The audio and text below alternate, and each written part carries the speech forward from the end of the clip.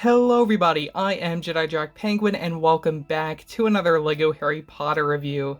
So LEGO has finally decided to give us sets based off the Deathly Hallows. This is our second one this year in 2023 at set number 76415, the Battle of Hogwarts. This set includes 730 pieces, retails for $79.99 when it released on June 1st of 2023. Now for sure this is probably going to be the most exciting set for a lot of people in this wave just because it's something that we haven't really gotten before. We did get a Battle of Hogwarts set back in 2011, though that one was a little bit different. This one is a lot more focused on the actual battle between Harry and Voldemort. We even get the battle between Bellatrix and Molly. They get Neville with the sword of Gryffindor to chop off Nagini's head, and we even get Scabier for the very first time ever in LEGO form. One thing I have to appreciate about this set is that we actually get the ruins of Hogwarts in the background, which is somewhat different compared to a lot of the other Hogwarts sets that we've gotten in the past, because a lot of those actually had the other sets in the background. This one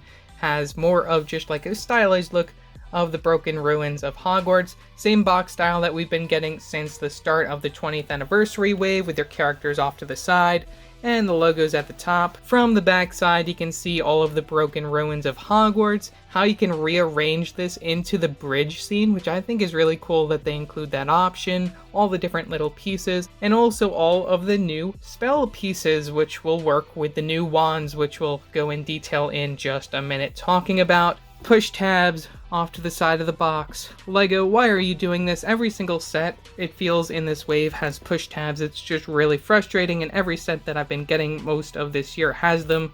I don't know what's happening. Why do these exist? LEGO continues to show how environmentally friendly they are by including 5 numbered bags. You also get 2 separate bags with the colored spell pieces, your sticker sheet, and your instruction manual.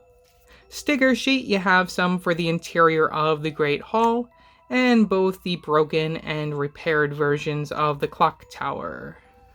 Instructions following the same style you'll be seeing for all of the LEGO Harry Potter sets in this wave, that environmentally friendly look. From the back, you get your win guy, piece count for 2 pages, leading on to the single most coolest looking thing that they have done with this whole wave of sets. Wow, this is like the centerpiece of all of the Hogwarts expansions that they released. You can see them all individually spread down here from the bottom, and how that all just forms what looks like the 2018 Hogwarts set just in minifigure scale. I think that's just really cool. Of course, a lot of the interiors are going to get mixed up and aren't going to work the same way, like the bathroom's going to lead you down into what looks to be the library, which is kind of funny. But yeah, it's just really interesting. I will be doing a video talking about this formation of sets later down the line, and also just do my own combination, including some of the retailer exclusives which are excluded from this, and the promos and such. I think it's going to be really cool just to see this whole lineup together. Again, it's just a large amount of sets to create this castle lineup, which looks really amazing. I think a lot of people are regretting not getting some of the sets which have now retired. Again, this is probably one of the main reasons why a lot of people are going to want to get this set, just because it's going to make all of that collecting of these different castle pieces worth it. To start us off, we have the boy who lived, Harry Potter, who may not look exclusive, though is exclusive because the leg color changed compared to the version that we got back in March, and I just have to say I definitely prefer the darker shade of blue for the jeans compared to the bright blue, which just looks terrible on that figure, so I guess props on LEGO for that. Torso print is the same one that we got back in March, which I think works very well for a Deathly Hallows style Harry Potter minifigure. You get the printing from the front and the back of the torso. Facial expression will be that same exact one that we saw introduced back in 2019, with the smirk from the front, and then the unhappy face from the back. Now, the big thing about this wave of LEGO Harry Potter that I just want to highlight here has to be our accessories, and here we get a really nice look at the brand new wand piece. Now you may notice that it's black instead of the usual dark brown that you'd see for Harry Potter, and I think this actually works because considering what happens in the film, Harry loses the ability to use his wand because it breaks in Godric's Hollow, so eventually when he goes to Malfoy Manor, he steals Malfoy's wand, which happens to be colored black, so this makes a lot of sense, and I'm really happy with this compared to what I'm going to say about Voldemort's wand. Just taking a closer look at this piece up close and personal, it is pretty much the same exact design that we saw for the regular wands. It's just that we get more of a bar connection from the bottom side instead of that circular round bit there. You get the same amount of clutch right there in the middle. It's just that your figure won't be able to hold it at the base. Now, of course, the big thing that makes this wand special is the fact that we actually get a stud from the very top of it.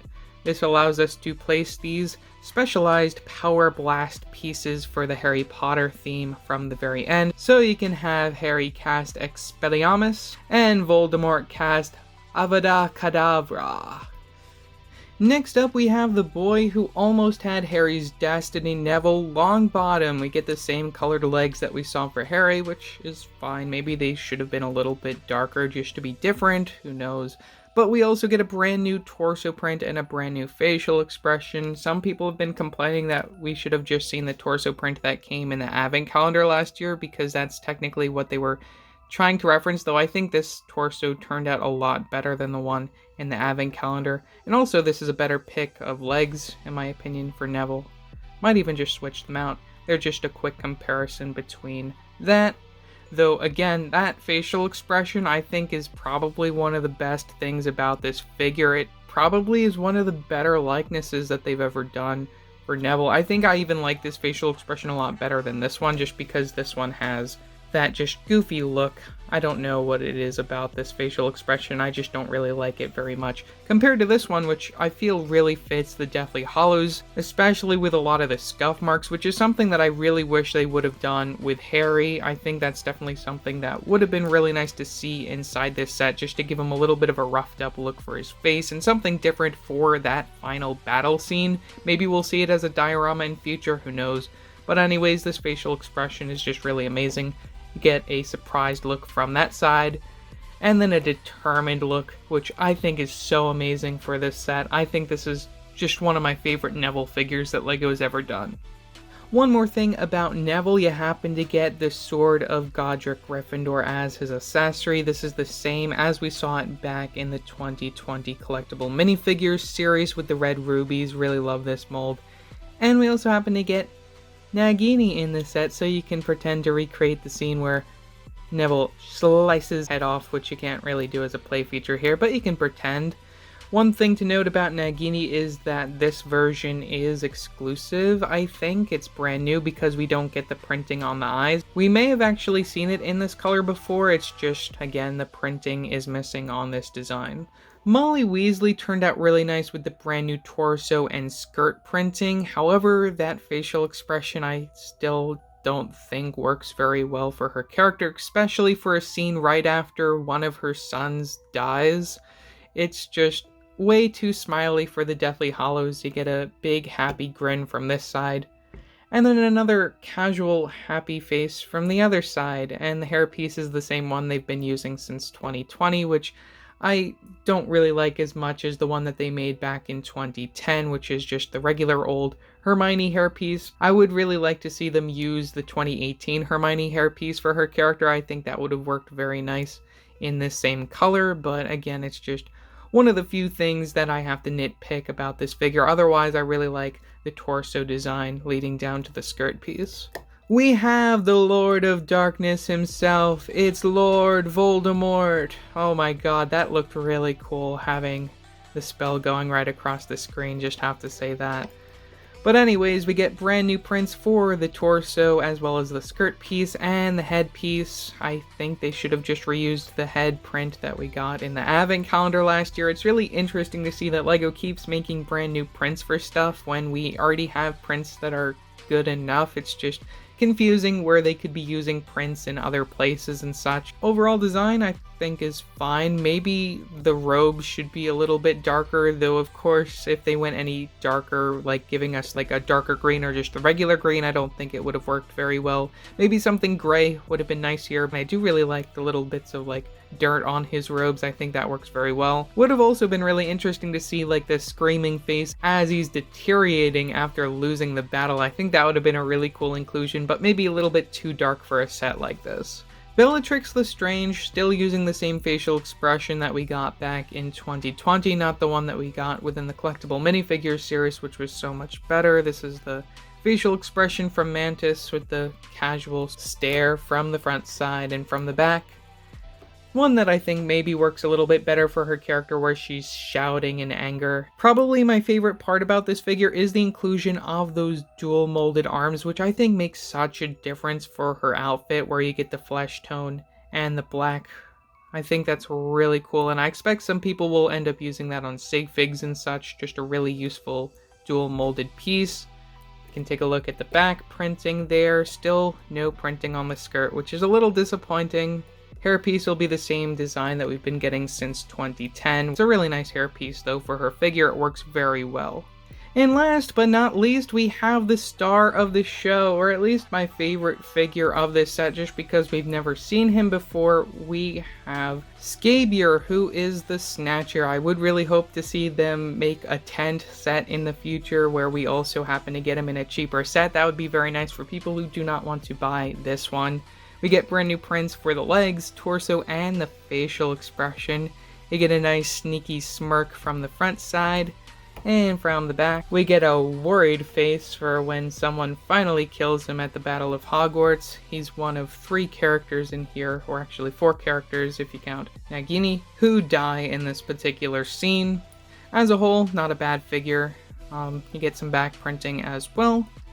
And one thing that I do have to note, though, that I did actually just recently notice is the fact that the black hand is on the wrong side. Honestly, it's an easy switch, but as far as continuity goes, I don't know how LEGO didn't catch that unless they were looking at a reflected image. I don't know. Whatever, still a nice figure in my opinion. Really love all the brand new prints they made for him. Before we move on to our build, I did want to talk more about these wand pieces. I already talked a lot about Harry's and how that works in the black color because he stole it from Draco. But here, I didn't talk about this because I just wanted to talk about the minifigure at the time, but why do we have Voldemort's wand when he's supposed to have the Elder Wand? I wish that they made something special for that even to go along with this system. I think that would have worked very well, but I mean, whatever. It is what it is.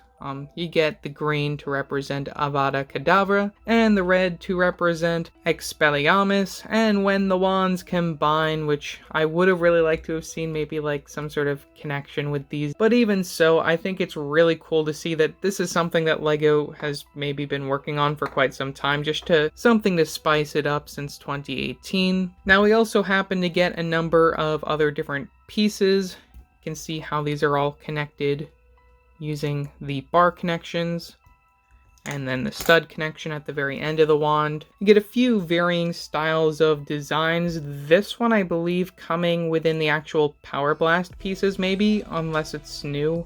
This one I definitely know is new for the Harry Potter sets. You get the same exact pieces in both of the colors here. This one I think is really cool. If you just want a quick, sharp blast of that spell at someone, I think this is probably one of my favorite pieces. Another that may make a little bit more sense in the Expecto Patronum set when you're actually trying to cast that spell, but wow, this is just another really great mold that LEGO made specifically to work with these wand pieces, just as another way to cast the spell. And another one that I'm kind of unsure about just because it looks kind of funny is this one, just because it looks like a little bit of a star. I mean, this is probably the weakest of the elements that they made for this particular set. On to the build, we have the Hogwarts Great Hall courtyard entrance, which is something that we didn't really see a lot in the earlier Harry Potter films. It didn't really come into existence until Goblet of Fire, which kind of is interesting to think about, that Hogwarts is always being rearranged and moved around. As you watched the films, you would see that the courtyard would grow bigger and bigger until we reached the Deathly Hallows. It's just something really interesting I was doing my research on to see like how this really fit in with a lot of the other Hogwarts sets that we've gotten, and I think it works very well. Additionally, you have the option to transform this into the bridge, which I'll be doing later on, and also the ability to completely break it down and make it look like a pile of rubble, which is going to also be very fun to look at. So to begin, we might as well start by breaking it down. Have these two side sections here, which are pretty much the same, just reversed. You get a nice sticker from the very front, and this is supposed to represent the sides of the courtyard. Really love the window designs here. And you also have these top areas, which are also removable. So you can remove these two off the top, and you get some studs in order to place those right back on. You get the clip piece connections from both sides, though you also happen to get this piece over here, which allows you to reconnect this to these side sections here. Looking at the other section, again, this is the same exact design. Also have to point out these torches from the very top, which are nice to get. And here's a look from the back side, just with nothing in the background.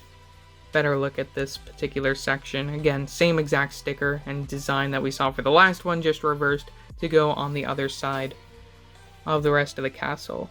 On to the main center section of the castle. I'm going to just take a look at it as a whole before we deconstruct it.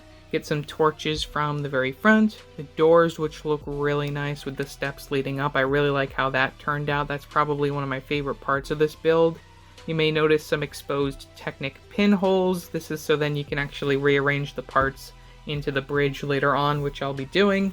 You get a little bit of a rocky bottom, which you'll end up seeing more of in the bridge. This is all covered up again once you place those side sections of the castle. Not only do you get the front doors as an entrance, but you can also walk in and out from the sides, which I do find rather confusing and weird.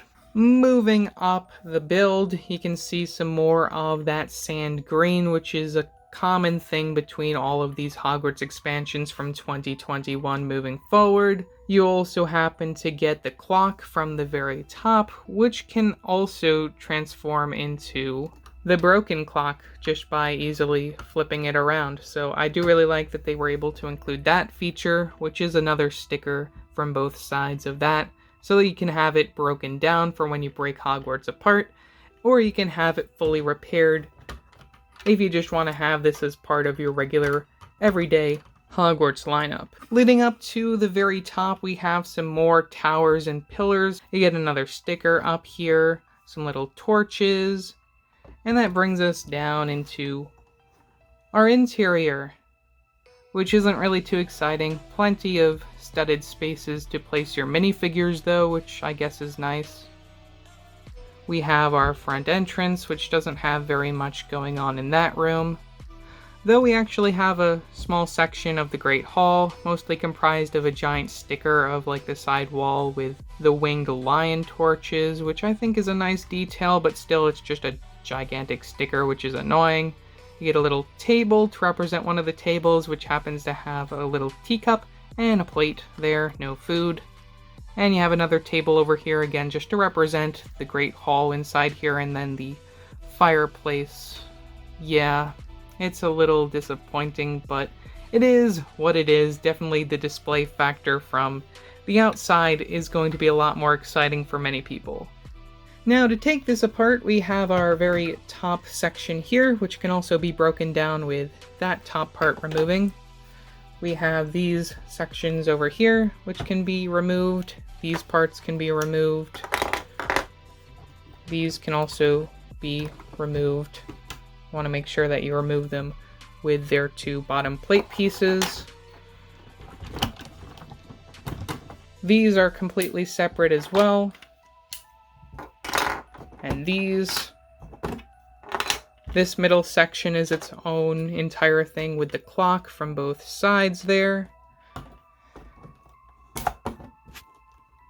And these two sections, and you want to make sure that the Technic pins also stay on the middle section. It just makes things a little bit easier, but there you go. This is fully broke down. I believe these sections can also be removed a little bit, broken down. You can remove these sections if you want.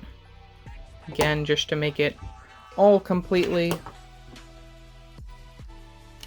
a giant mess. About 6 minutes later, looking back and forth at the reference material and finding out halfway through that I was building it wrong, we have the bridge version of this set, which looks interesting. I'm happy with how it turned out. Plenty of studded room from the top for your characters to stand. It's really interesting how this is all connected, how we use those clip piece connections inside the sides of the courtyard in order to actually connect those together. I'll show that in just a minute. Here you go. It's really interesting how they were able to do that. Even so, a lot of the connections here I think are very, very unstable. So for sure, when you have this in person, you're going to want to make sure that you have it on a nice flat surface, because otherwise it's going to break pretty easily, because the connection isn't very strong, especially from these sides where we actually don't get any Technic holes on this side over here or on this side over here. That's really something that I think is missing in order to strengthen the connection. Otherwise, I think it's a nice inclusion. For sure, it's going to look really interesting alongside the rest of your Hogwarts system if you leave it as this bridge design.